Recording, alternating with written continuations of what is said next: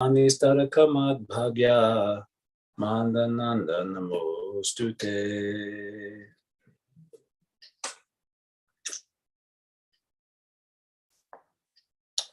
Srimad Bhagavatam 6th Canto, Chapter 15. So, Angita, Rishi, and Narada Muni have come in disguise. They gave instructions on Atma Tattva, essentially. And it appears that they were successful in relieving the lamentation of Chittiketu. So he responds to them with, statements of glorification. So that's starting with verse number 10. King Chittiketu said, "You have both come here dressed like Avadutas, liberated persons, just to cover your identities. But I see that of all men, you are the most elevated in awareness. You know everything as it is. Therefore, you are the greatest of all personalities. Gudhaviha samagato, you have arrived here in disguise." I don't know what was the purpose of the disguise. That is not mentioned anywhere in the commentaries. Avadutena veshena. What is a disguise? They're disguised as avadutas, not like madmen who wander here and there without any place. They were in the avaduta vesh.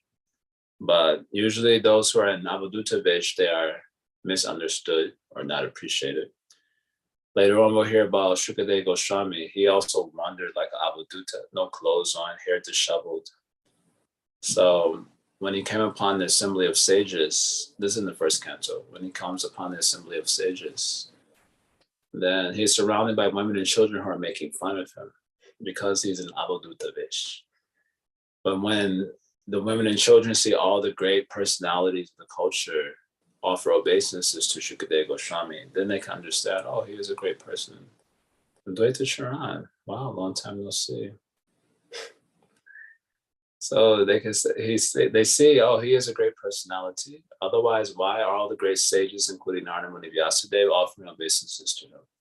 Then they ran off, afraid that they had maybe committed some offense. So this is the Vesha that Angita Rishi and the Narada Muni has taken. Still, they were recognized. Mahishto Chamihi Yasam. Out of the great personalities, you two are certainly the greatest. Call you Vam Gana Sampana. You two are Gana Sampana. You are fully developed and Gyan. How that is possible? Well, you just spoke to me. That's how I'm able to understand. Otherwise, my eyes deceive me. Drishtasva bhava janitar babushasha dosha napakrita iha bhakta janasha pasha. Angangasan Urabhu the Pena Pankar Abrahma Jatwam iha forgive me the last line. You know, this verse from Upadesha Amrita, do not look upon the Swabhava and the Bapu of the devotee as Pakriti. But how am I supposed to do that, honestly speaking? It is not possible to see otherwise unless you are a little bit elevated in consciousness. So unless you get the mercy of Vaishnava, then you must see basically according to the material point of view. Unless you get the mercy. Just as Srila Bhaktisiddhanta tells the story, you can't see the sun. At night, when one minister was there, king was there, he wanted to see the sun at night. So he asked some ministers who tried to make arrangement. Candlelight city, some big power lights shot at the sky, but he could not see the sun. Only by the mercy of the sun, in the form of the sunshine, when it rises, could one see the sun. So in the same way, one can understand Krishna, one can understand Vaishnava by their mercy, not otherwise. So Mahishta Chamahija-san, out of the great personalities, you are certainly greatest, because you two are Jnana Sampana. You're fully developed in Gyan. And this I know because out of your mercy, you have just spoken to me, and I have heard from your own mouth. This is the same way that Indra was able to recognize the greatness of the Vitrasura. Otherwise, he would judge according to the Vapu. The Vapu of Vitrasura certainly looked like a demon. And he was also stepping on the Devatas and fighting them. So he acted like a demon as far as he could understand. But only by when the statements of Vitrasura could he recognize his greatness. So Chittaketu says, same thing here. Next verse. Brahmanas who are exalted to the position of Vaishnavas. Brahmana Bhagavat Priya. These Brahmanas are Bhagavat Priya. They are dear to Bhagavan. So they're not just ordinary Brahmins, but they are very dear to Bhagavan. The most dear servants of Krishna, sometimes dressed like madmen, just to benefit materialists like us, who are always attached to sense gratification, and just to dissipate our ignorance. These Vaishnavas wander on the surface of the globe according to their desire. So these Brahmanas who are Bhagavat Priya, they are dear to Bhagavan. Charanti have no kama. They wander around the world according to their desire. This particular point has some theological significance coming up. We'll come back to that. But they wander according to their desire. The jivas are also wandering in the world. They're described as such, right? Brahmanda Brahmite, Kona Bhagyavan Jiva. Right? The jivas, Brahmanda Brahmite means wandering. All over the Brahmandas, they're wandering. Bavar Pravargo, Brahmato Yada Bhavej. When the wanderings of the jivas, when the wandering of the jiva who is qualified for liberation come to, I'll come back to this particular verse. So all the jivas, Bhuman Brahmami Balameta Vadasyakan. So the jivas are wandering, but they are wandering due to what? Due to the not in the according to their desire. They're wandering according to the force of daiva. They're pulled by daiva, swabhava, kala, all these different material forces, and form their wanderings. But the great souls, charanti have no kama, according to their desire, they are wandering here and there. These persons are Bhagavat Priya. Madrasham Brahma Buddhina Bodhaya Umatalinginai. So here he's saying the reason, at least one of the reasons for their wanderings is to give bodhaya. Bodhaya means to awaken. Awaken what? Persons like me, madrisha. Awaken persons like me. Well, who are you? What are you like? Gramya buddhina. Of those whose intelligence are preoccupied with gramya, the village. For those whose intelligence are preoccupied. In other words, their consciousness is absorbed in material affairs. Grihavritanam, Adantago Bir Vishatanta Mishram, Puna Punasharvata Charvananam. They're called Gramya Buddhina. They're absorbed in the Gramya, the village matter. How does Prabhupada write it? They're always attached to sense gratification.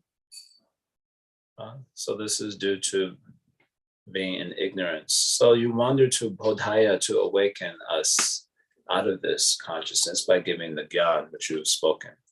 Here they mention also Umata Lenginai, you are dressed as a mad person. Again, this is a reference to the Avaduta Vesh.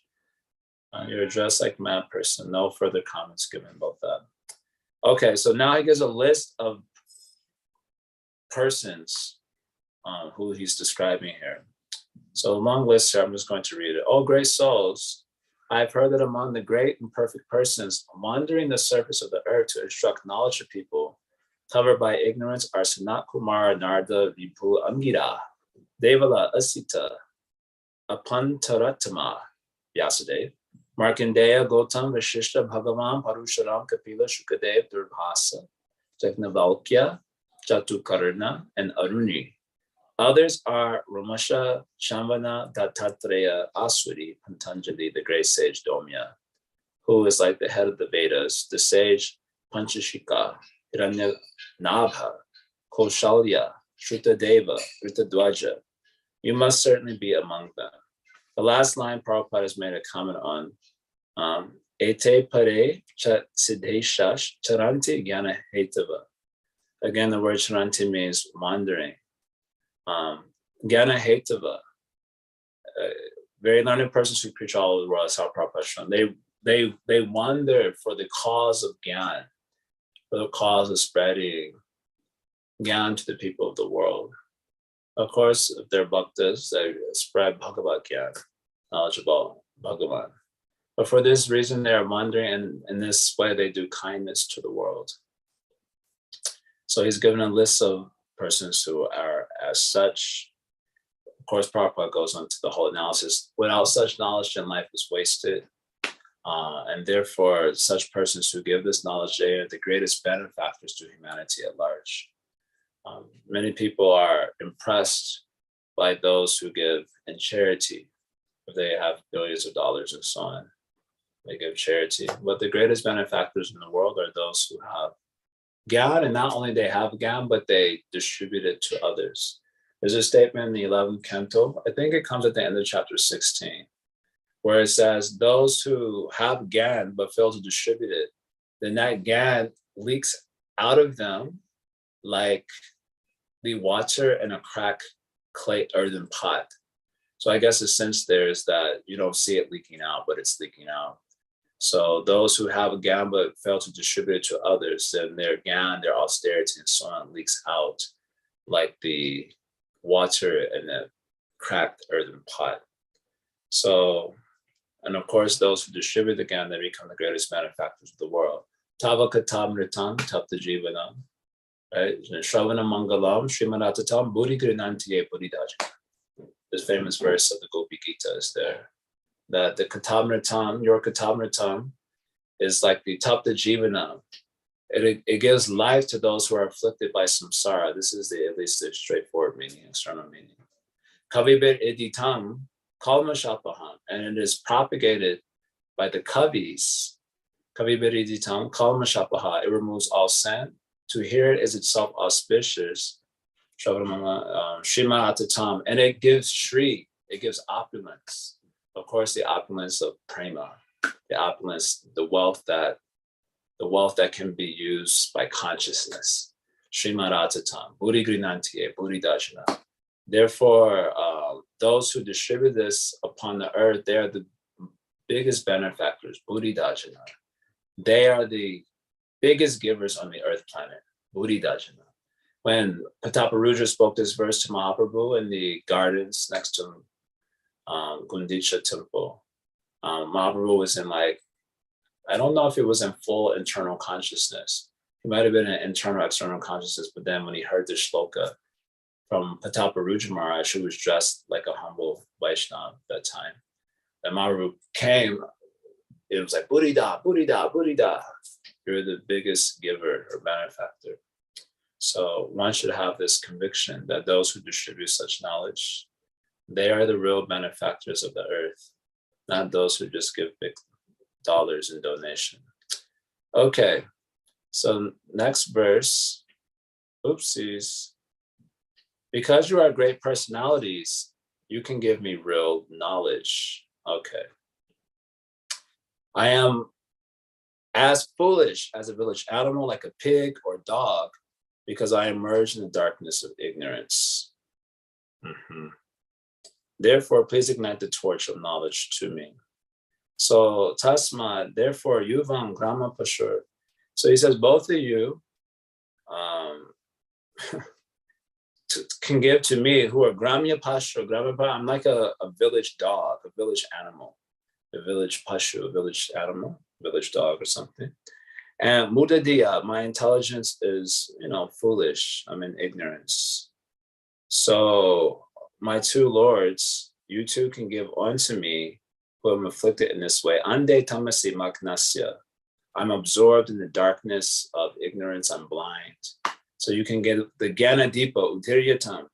Let it be ignited. Let what be ignited? The Jnana Deepa, the torch of knowledge, let it be ignited by your statements.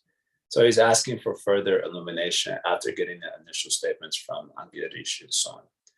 Okay, so how do the two respond to this? So Sri Angita Rishi speaks up first.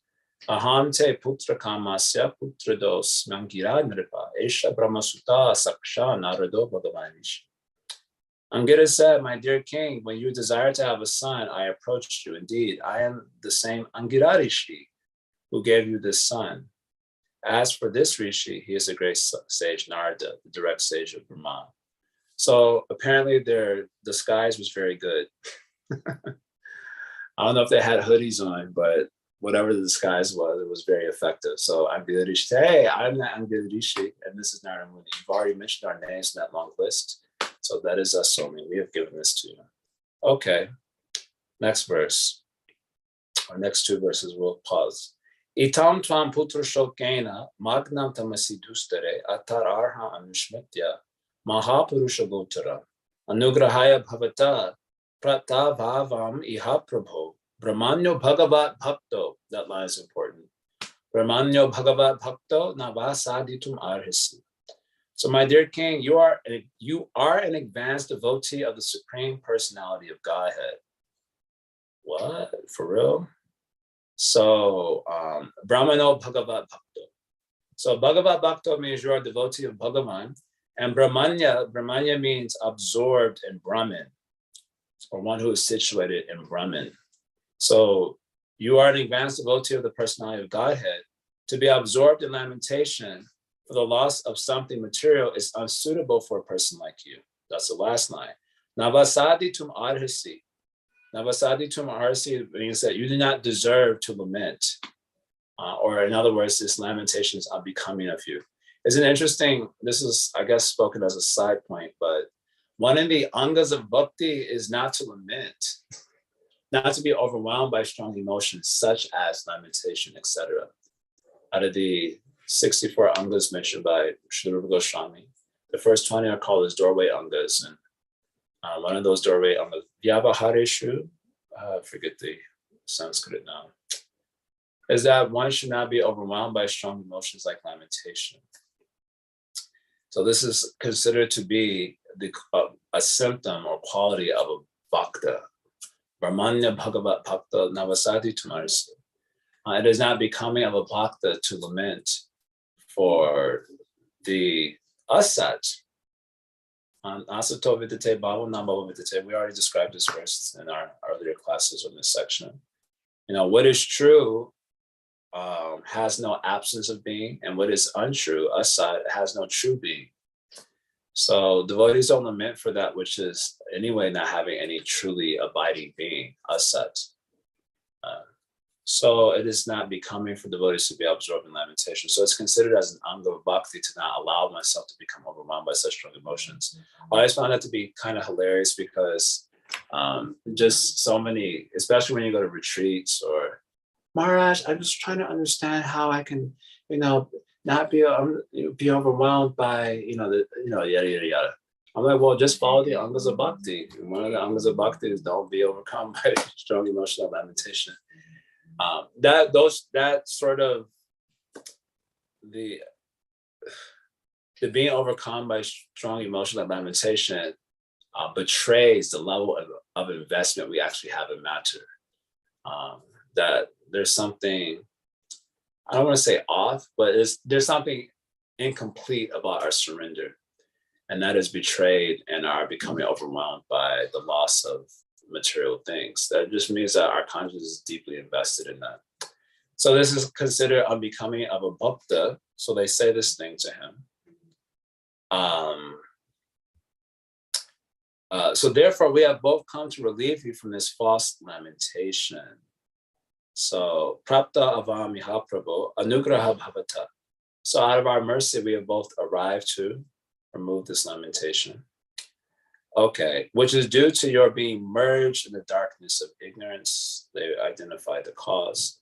For those who are advanced in spiritual knowledge, to be affected by material loss and gain is not at all desirable. So magnan tamasi dustere.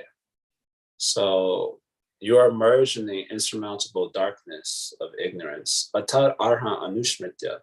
And this is unsuitable for a person like you who are anushmita. Anushmita means continuously remembering God. So in this way, we've come to remove the lamentation. So some interesting things about this particular verse. So this is the verse we're going to end up pausing on. In the purport of Sri Vishwanath Chakravarti Thakur, he says that the word Brahmanya Bhagavat Bhakto, meaning you are a great devotee of Bhagavan. He says the meaning here is that because he can see devotees, he may often host great devotees. Then for this reason, he is described as a devotee of Bhagavan. Otherwise, he was not at all a devotee. So Sri Vishwanath's comment, he makes this point that he was not at all a devotee. But I was remembering from Bhakti Sandarbha. So Bhakti Sandarbha has 3 parts. In the second part, Jiva Goswami wants to describe what causes the turning of awareness towards God. He's described that the root disease of conditioned souls is that there's an absence of awareness of the absolute reality. And due to that absence of awareness, then the jiva is taught by mukyata. He's qualified by being turned away from that reality. You're obviously turned away from a reality that you're not aware of.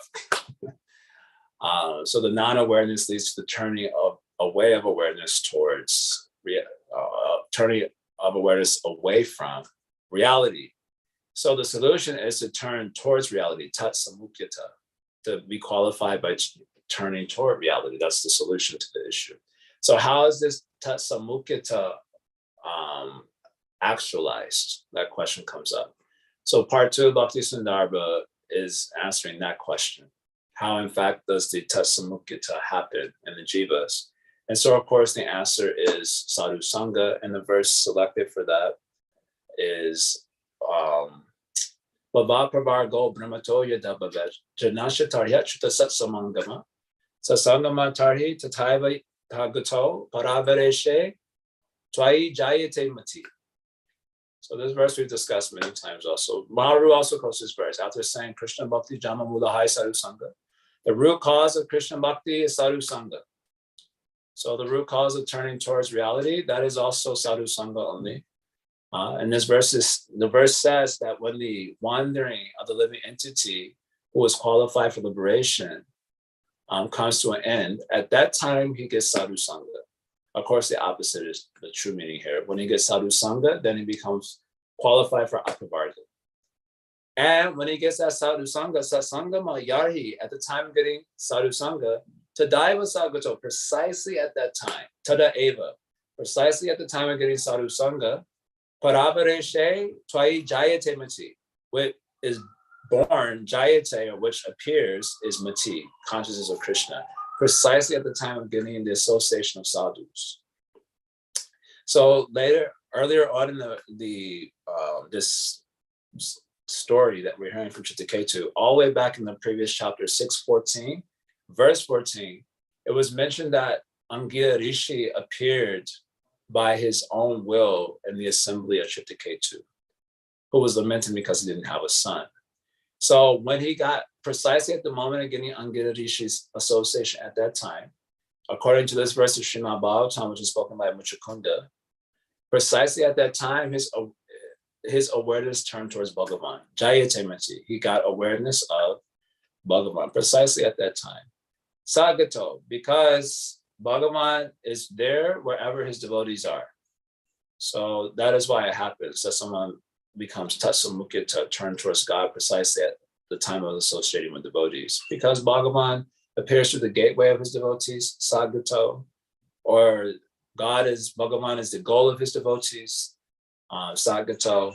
And therefore, when you get sadhu sangha, precisely at the moment of getting sadhu sangha, there's tatsamukya happening. So then Jiva Goswami goes through this whole discussion, well, why is it saying that people get association, but tatsamukya doesn't happen? So in response to that, he says, because they do offenses in this life or in the past life. And because of offenses, they either disrespect Vaishnavas or else they think they are ordinary pious persons. So if persons are having this defect, these two defects of either disrespect of Vaishnavas or thinking that they're ordinary pious persons due to some background of offense, then they also need that Vaishnava's mercy aside from his association. If they're just an innocent person who has no background of offense, then simply by association with the devotees, even inattentively, tatsamukya is actualized. But if there's some background of offense, then they require the devotee's mercy above his just a mere association in order to actualize the turning of awareness towards Bhagavan. Some examples are given. I think Narada Muni preaching to Nalakubera Banigriva, that is given. And then King Rahugana in the 5th canto being preached to by Jadabharata. He committed offense to him. So, but Jadabharata gave mercy, and therefore Tatsamukita was accomplished by the mercy and not just by the mere association. So after that, he goes into this elaborate theological point, which we brought up many times in the course of these classes, how Bhagavan's mercy is secondary in the turning of awareness towards him. It is secondary to sadhu sangha. And so he goes through this analysis how God, because he is a form of bliss, therefore misery cannot come near him. And therefore he has no actual visceral experience of, the misery of matter, basically. And without understanding a person's misery, how can they empathize with them? This point Jiva Goswami makes. You empathize with someone because you've had experience that resembles what they're going through. And as a result of that experience, you can empathize with their plight. But if you've never had any experience like them, very difficult to empathize. So because Bhagavan is the form of bliss, Satchit Ananda Vigraha, because of that reason, he is impassible. Impassible means unable to suffer. There's actually an English word, impassible. It means the inability to suffer, at least the sufferings of the Maya Shakti. Because you may say, well, he suffers separation. That is categorically different. But he doesn't suffer the plight due to ignorance, which is what all the jivas are suffering. Therefore, he's unable to empathize with the plight of the conditioned souls. So as a result of that, the bhaktas have to be the distributors of mercy. They are able to empathize because they recall their previous condition within matter, like someone may recall the experience of a nightmare after waking up. When you wake up from a nightmare, it no longer has its hold on you, but you still have some impression of it, that sort of discomfort of it or whatever. So these enlightened souls, they're no longer afflicted by Maya Shakti, but they have some remembrance like someone waking up from a nightmare. So they in fact do empathize with the plight of the conditioned souls, having a contrasting experience of being at one time bound and free from bondage. And the contrasting experience is dramatic, as you can only imagine. So that gives them capacity for empathizing with the plight of the conditioned souls. And therefore it is through these souls that Krishna distributes his mercy to the people of this world. So he goes through this analysis there. And then he says, and therefore the devotees, they are completely independent and they're distributing mercy to the people of this world. That even God's will, which is normally the impeller. So usually when someone is impelled by something, there's an impeller. And the impeller, that word sounds so weird now, but the impeller is independent of the impelled. Otherwise, there would be no point in calling him the impeller. So God is normally the impeller. He sets things in motion, and then we are the impelled. Matter and the jivas, we are the impelled. But in relationship to his bhaktas, as he tells to the Rasmuni, Aham Bhakta Paradina, he says, I am completely dependent on my devotees. Aswatantra Ibadusha. It is like I have no independence whatsoever. He tells this to the Rasmuni, he wants to be saved from the chakra. How can I save you from the chakra? I have no independence. Aham Bhakta Paradina. So the impeller, God, becomes the impelled when in relation to his own bhaktas. That means that his grace follows the grace of bhaktas in our life. That is the idea there. And that grace is distributed independently. So in that context, Jiva Goswami quotes this verse from Srimad Bhagavatam 6:14-14. How Angirishi appeared by his own will, Yadidchaya. The word Yadidchaya means his own self-will. Jiva Goswami quotes Amara Kosha Dictionary. He says Yadidchaya means by his own self-will he appeared there. And at precisely at the moment of appearance, therefore, Chittaketu's consciousness was sammukita. That became accomplished right at that moment. But he goes on to say, even though Tatsamukita was actualized precisely at that moment, it did not become manifest until later. Until later means after he gets the second association of Angirishi and Narada Muni, and they'll preach to him more. His bhakti becomes manifest at that time. So Sri Vishwanath is saying that he was certainly not a devotee, but in Jiva Goswami's analysis from Bhakti Sandarbha, he was certainly a devotee. And the first meeting with Angir Rishi, but that devotion did not become manifest until later. So this is important because remember the context of this whole narration is the question, how could a demon have bhakti, the demon being Vitrasura? How could he distribute such bhakti? So in this analysis of Jiva Goswami, we're getting the answer to this question. It is possible because he got sadhu sangha in the form of Angir Rishi. Without sadhu sangha, then the awareness of God cannot be actualized. So he got that sadhu sangha, and then he got further sadhu sangha, which nourished that samukita and brought it to the surface.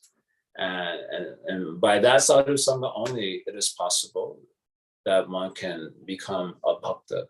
So Prabhupada, in his own purport, he writes that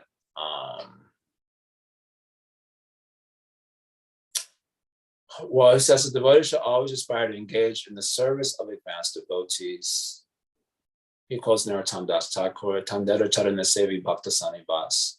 Tandera Charana Sevi means you should render service to the lotus feet of Vaishnavas, like the 6 Goswamis, Prabhupada's statement here. One should serve the mission of Sri Chaitanya Mahaprabhu through the instructions of the great Goswamis of Vrindavan. This is called Tandera Charana Sevi. And then he says, while serving the lotus feet of the Goswamis, one should live in the association of devotees, Bhakta Sanivas. This is my only desire in life after life, to render this service to sadhus and parampara of Sri Chaitanya Mahaprabhu, and to live in the association. This is my only desire, Narottam Das Thakur was praying. This is the business of a devotee. A devotee should not aspire for material profit or lament for material loss. So this is why this is the chastisement of Angir Rishi. He says, this is not befitting a Bhagavat Bhakta like you. Brahmanya Bhagavat Bhakta, not befitting. All right, this is a proper desires. I want to live with devotees and serve. That is proper. Other desires or lamenting, that is not proper. That's his point here. So when Angir Rishi and Narada saw that Maharishi Ketu, an advanced devotee, had fallen in the darkness of ignorance and was lamenting for the material body of his son, by their causes mercy, they came to advise him so that he could be saved from his ignorance. So Prabhupada takes, he's commenting on Brahmanya Bhagavat Bhakta, this line. He says, this is a symptom of an advanced devotee, Brahma Bhuta Prasanna. The symptom is that they're absorbed in Brahman, Brahmanya. For a devotee, there is no cause for material jubilation. He's always transcendental unconditional life. Anyway, I was looking for another sentence. It must come right in the very beginning, where he refers to Chittaketu as a devotee. Anyway, I can't find it. I thought it was there.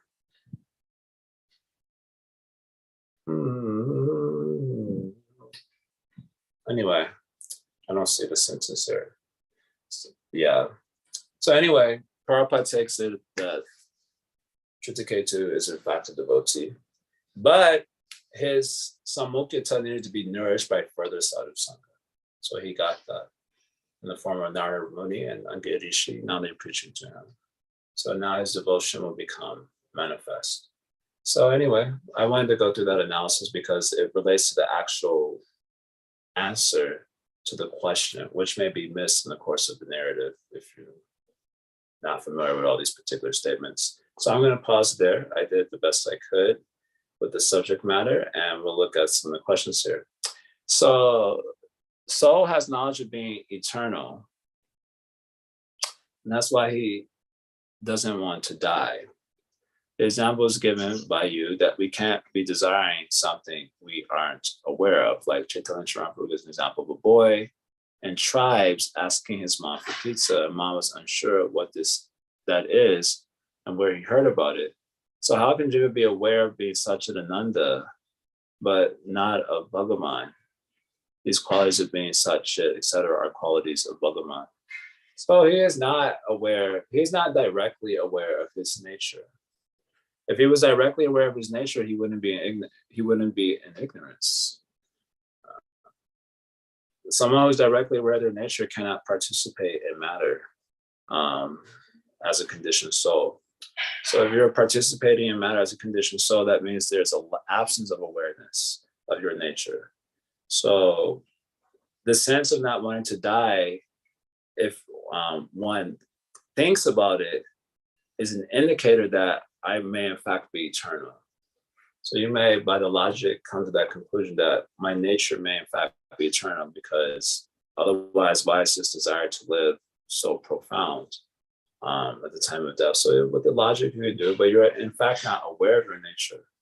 Otherwise you cannot participate in matter.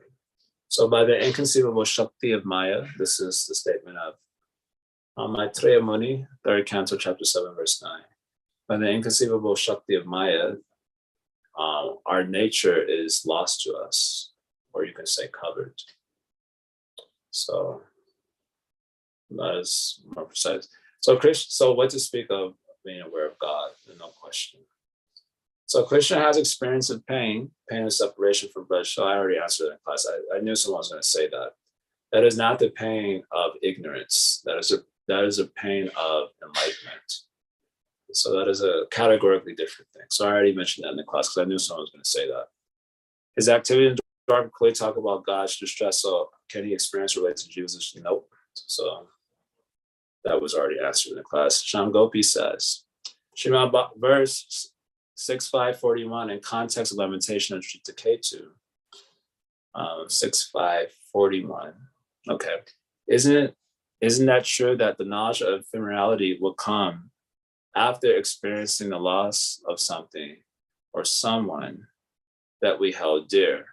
When situations come, we do get attached to people. Gyan doesn't necessarily bring out renunciation, but experience certainly does. I guess this is the verse 6.5.41 quoted underneath it. Material enjoyment is indeed the cause of all happiness, but one cannot give it up unless one has personally experienced how much suffering it is. Also, this is Daksha speaking, and this isn't true also. The truth of this statement is denied by Srila Prabhupada in this commentary, because it is saying that after suffering, people again go into the same thing. As Parikshit Maharaj says at the beginning of this canto, it's like elephant bathing. So they may experience a temporary, what they call a shmashan vairagya, that temporary vairagya that comes up because of experiencing some loss. But then again, they participate in matter. So this very statement of Daksha is denied as ultimately true by Srila Prabhupada and others. Commentaries.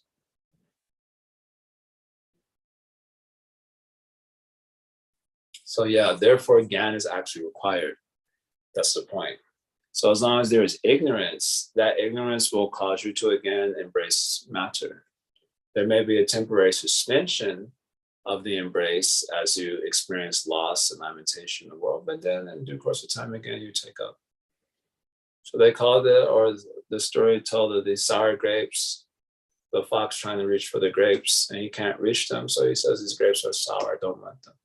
He goes a little bit further, the branch is a little bit lower, he can reach, and then again, he grabs the grapes. He cannot resist it because he's in ignorance. So as long as that vidya is there, you'll be forced to enjoy. You'll be forced by your daiva to enjoy and suffer. That's ineluctable. But once the ignorance is dispelled by gyan, then you will not reach for enjoying. That's the idea here.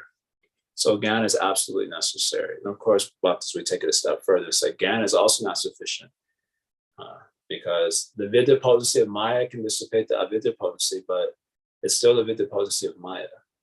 So ultimately, if you want to come out of Maya fully, you have to take shelter of bhakti. So that is an extra talking point. But as far as it relates here, Gyan is actually required. Otherwise, ignorance will cause you to again repeat this. You will not be able to resist it.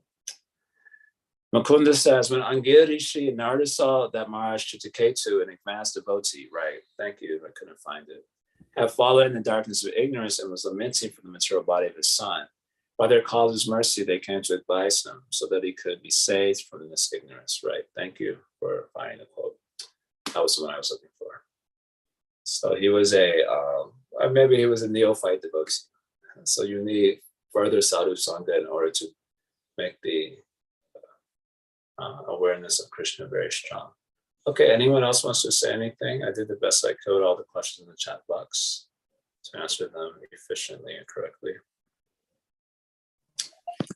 Hi, Krishna Prabhu. Just repetition, because I couldn't make out the word that you said. When you said that Krishna is not aware of our suffering caused by Maya, because he's not affected by Maya, but he is aware of ... That's the word I didn't get. I don't know. Maybe he's aware of the suffering of, I was using it, the suffering of enlightenment, of Iswaru Shakti. That is a whole nother category of emotions. So I was making some contrast between those two because I knew someone was going to bring this up. But you're saying he is aware of transcendental suffering?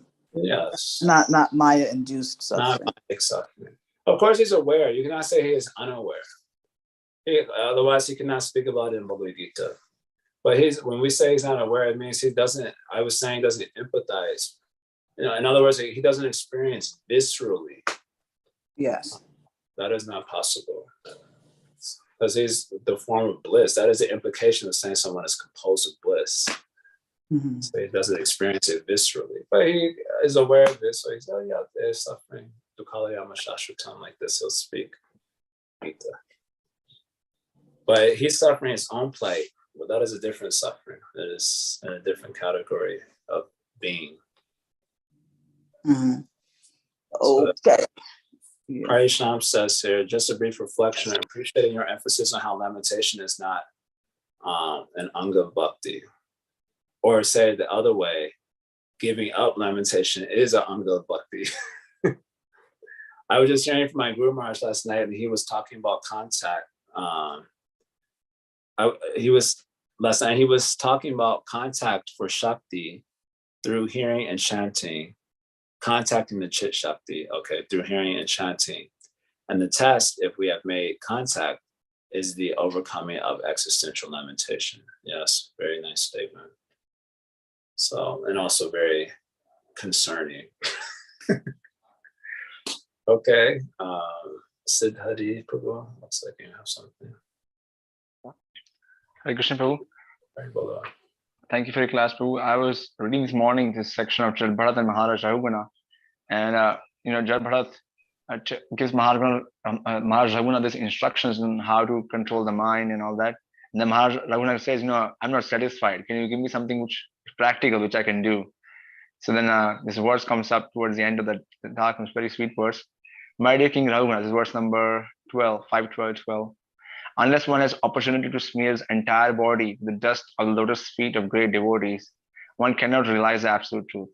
One cannot realize absolute truth simply by observing celibacy, strictly following the rules and regulations, leaving home as vanaprastha, accepting sannyas, undergoing severe penances in winter, by keeping oneself submerged in water, surrounding oneself in summer by fire and the scorching heat of the sun. There are many other processes to understand the absolute truth, but the absolute truth is only revealed to one who has attained the mercy of a great devotee. Yes. So I just wanted to share that verse as from what you were sharing about the glories of devotee association and their blessings.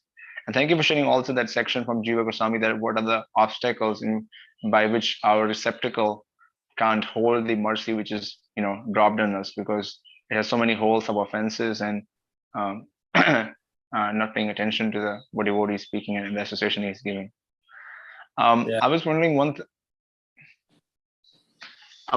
thing that you had mentioned, that Krishna cannot sympathize with the pain, but he can definitely can he hear the prayers, like we hear in the case of Parikshit Maharaj mother Uttara, when she's in distress, she calls out to Krishna for help because she doesn't know why.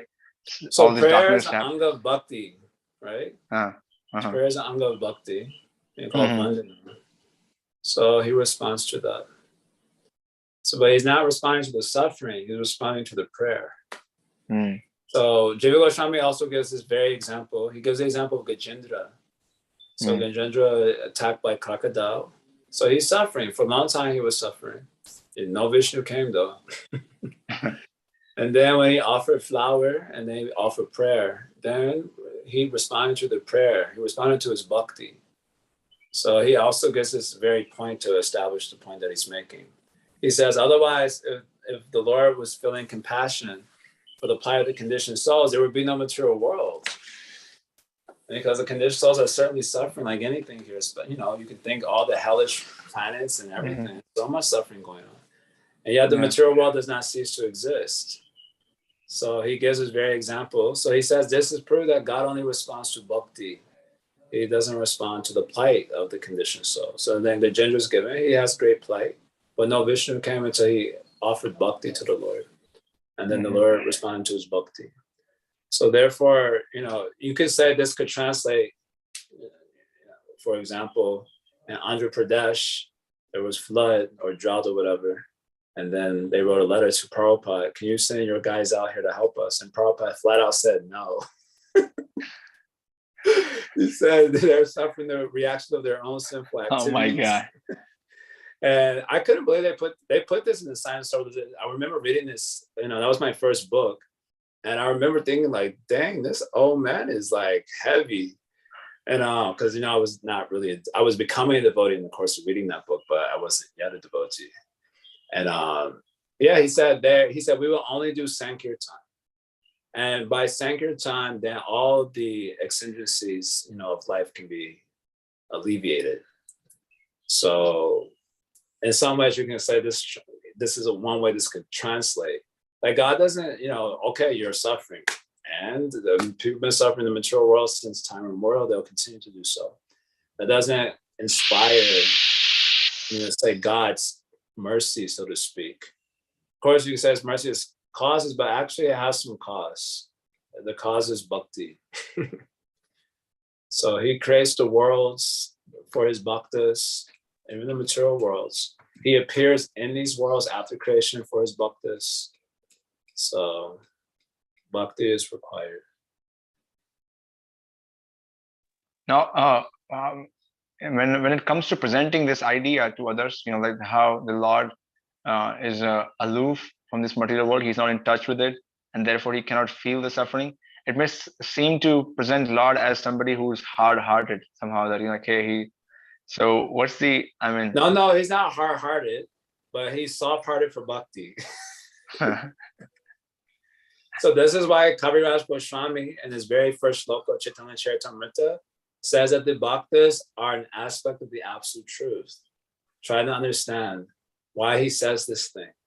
Because for the very reason that you're bringing up now. Otherwise, how do you reconcile all these challenging theological questions? God is impassible. Everyone will accept that. God cannot suffer. Otherwise, he is not God. So they will accept it. It means he cannot suffer due to Maya Shakti or ignorance. So otherwise, he's not God. So everyone will accept that. But if he is impassible, then how does he empathize with the plight of those who do suffer? And their suffering is also due to ignorance. So how does he? So bhaktas come into the picture at that time. So they are part of the absolute truth. And you can say it is through them that the Lord's empathy comes to the world, because he empathizes with his bhaktas. And his will follows their will. Aham bhakta paratina. We already quoted this verse. So therefore, Kaviraj Goswami in the very outset of CC says bhaktas are part of the absolute truth. And therefore, ma puja abhyadika, Krishna is telling Uddhava that the bhaktas are even more worshipable than me. I consider them to be even more worshipable than me. So they are aspect of the absolute truth. And all this is to be borne in mind so that we will relate to bhaktas, you know, with like, wow, this is actually extraordinary. Without them, I can't turn towards God. Without them, my suffering will be more or less falling on deaf ears who would hear my cry. Well, the devotees will hear your cry. They don't necessarily empathize with the crying due to the circumstances, but they realize that your cry is rooted in something a lot more profound than just what's happening. And they lament that. And the Lord is lamenting for his bhaktas. He feels for them and saying that, oh, they're disturbed by these people who are so much suffering. Then through that channel, his mercy comes to this world. That is a fact. You know, in Christianity, they say God the Son, and no one comes to the Father except with the Son. They say like this. So this basic kind of theology you'll find in Bhakti also. So Kaviraj Goswami says this thing. That's why the bhaktas are part of the absolute truth. He gives 6 aspects, and the bhakta is one of them. Otherwise, no hope. God is not hard-hearted. He is soft-hearted for bhakti. Wow. And this is quite beautiful to see that how the devotees become part of the heart of the Lord, which interacts with the material energy, you know. That's very, very, very beautifully put there. Thank you, Prabhu. Thank you for sharing that. Okay, let's see. It looks like a few other things came up in the chat. It was saying that Krishna is sympathetic but not empathetic. Yeah, you could say like that, I think. If he was not sympathetic, why he will speak Bhagavad Gita and all these things? I think you're right to say like that. Also, many are suffering and they may not even God conscious. They might not even want God consciousness as a solution, correct? Also, likely that the perceived suffering is in fact the Lord's grace. That is for bhaktas. The perceived suffering for the abhaktas is just suffering. Of course, you know, when you become a bhakta of God, then they go back and reflect and they find God's hand in that. That is okay. No protest to that. But when you're not a bhakta, it's just suffering only. There's no God's hand anyways. I think. Okay, anything else? Yes, Hare Krishna Prabhu. Yeah, a couple of follow-ups.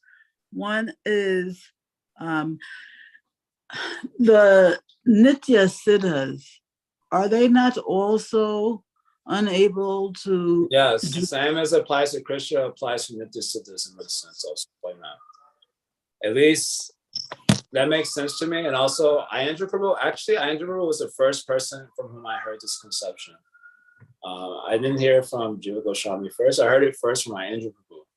And he talks about this in the 2nd chapter of his book, The Art of Transcendental Book Distribution. And he's describing, he said, what applies to Bhagavan must also apply to the Nitya Siddhas. Why not? They have also never experienced the suffering that is due to Maya Shakti. So that makes sense. That is consistent at least. Mm-hmm. Okay, one other thing is, as you have said today and before, this world was created by Krishna for the bhaktas, right? Yes, his Shrishti, all his leelas are for bhaktas only. So Shrishti Leela, that is a Leela of creation, that is also for bhaktas also. Okay, so if it's only for bhaktas, then what am I doing here, basically, you know, or those who are not devotionally inclined? Yeah, well, incidentally, their karmas get to play out also. So that is going on. So, yes. So that is not just for No, just like when you're cooking some preparation, I think Jiva Goswami gives this example. The main purpose is to cook the food, but in the course of cooking, the firewood also burns. That is not your purpose. The firewood is burning, the kitchen becomes hot and it feels warm inside. So all these other things are also incidentally happening, but your main purpose is to cook the preparation. So God's main purpose is for his bhaktas, and incidentally, so many other things are also accomplished. So he gives some example like this. So I'm a little confused though. Is when you say his main purpose, are you talking about his main purpose for this creation or his main purpose for coming here and performing leelas? Both, but in the context of the creation, the Shrishti Leela, this is the conviction of Jiva Goswami, this in Paramahamsa Sundara. You can study it yourself, Anucheta 99-100, one of those. But there are so many bhaktas in the mature creation who have yet to perfect their bhakti. Like Bharat Maharaj and so many others, they may have bhav bhakti or high level sadhana, but their bhakti is not yet perfected. So again, the Shrishti Leela, the creation will unfold to give those bhaktas the opportunity to perfect their bhakti. But this is the main inspiration for Shrishti Leela. Yeah, I just don't understand if that's his main inspiration, then how you understand? You either accept Shastra or not. No. What I don't understand is how come that there are any non-bhaktas here at all? How come there are? I didn't get that. How come in creation, right? Yes. There aren't existing exclusively bhaktas if it's for bhaktas only? No, it means the inspiration for the unfolding of the creation is for bhaktas who have yet to achieve perfection. But there are so many jivas, they're unlimited in number for eternity. So there will be so many non-devotees also. And incidentally, they have to run the course of their, incidentally means what also is accomplished in creation is to giving them the fruits of their karma and samsara and all of that. That is also happening. But as far as the inspiration for the unfolding of the creation, it is this reason only. And after unfolding the creation, to perform pastimes within the creation that are very colorful, that is also for his devotees. Okay, then let me put the question this way.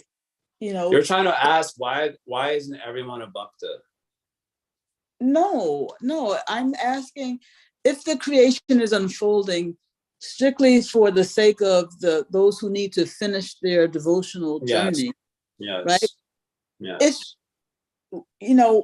What would be the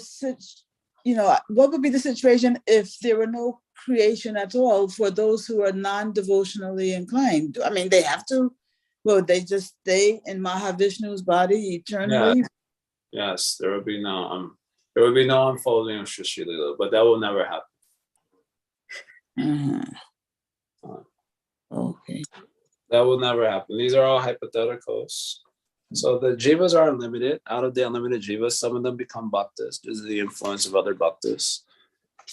And as they're on their journeys of perfection in love, that takes many lifetimes to complete. And so God, being inclined towards his bhaktas, unfolds the creation and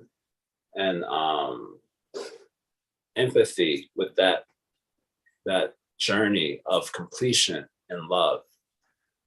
And the other jivas, their things are going on. That's why he's neutral towards all the other jivas. Whatever. It's like when you're cooking a preparation, you may also be getting warmth and the firewood is also burning, all that, but you're not paying attention to that. You are neutral to that. What is important for you is the cooking of the preparation. That is what is important. So also like this with God, it seems. At least if we accept Jiva Goswami's statement there. Mm-hmm. Okay, thank you. So it is now 9:31. Okay, we'll pause here. Thank you all very much. Hari Om Tat Sat, Srila Prabhupada Ki Jai, Srimad Bhagavatam Ki Jai, Go Premanandi, Hari Hari Bo.